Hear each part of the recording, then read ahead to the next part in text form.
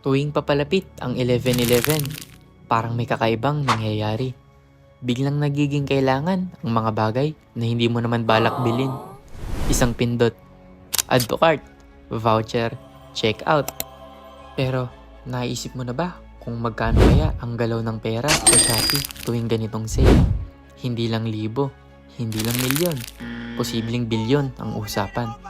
Bago tayo magpatuloy, this is Kyle Fox, isang batang punong-puno ng pangarap sa buhay. May isang bagay munang dapat malinaw. Kapag sinabing kita ng Shopee, hindi ibig sabihin lahat ng binayad ng buyers ay diretso sa kumpanya. Karamihan ng pera na pupunta sa sellers. Ang Shopee kumikita sa commissions, ads, fees, logistics at iba pang serbisyo. Ngayon, isipin mo ito. Noong 2025, umabot sa humigit kumulang $127.4 billion lang naman ang kabuuang halaga ng mga produktong dumaan sa Shopee.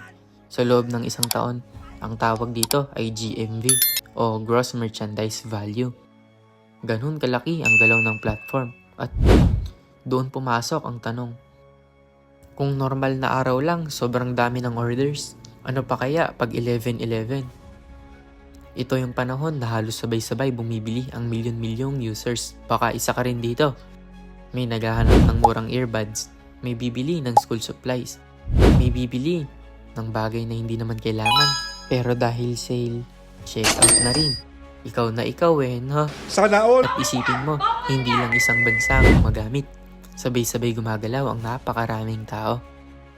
Kaya kahit maliit tingnan ng isang order, 99 pesos man, 149 pesos, 299. Kapag pinagsama-sama yan ng milyon-milyong checkout, sobrang laki ng nagiging galaw at naiipon na pera.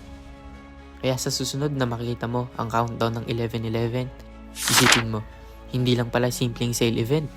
Isa itong araw kung saan sobrang bilis umiikot ng pera sa internet. At minsan, yung item na binili mo dahil sa sayang voucher, parte pala ng mas malaking negosyo na hindi mo napapansin. Ikaw, ano yung pinaka-random na nabili mo sa 11/11 na hanggang ngayon nasa bahay lang at hindi mo rin nagagamit o napapansin? I-comment mo na dyan sa comment section. And this is Kyle Fox. Maaari mo bang pindutin ang like at subscribe button sa aking channel? Maraming salamat sa panonood, kaibigan.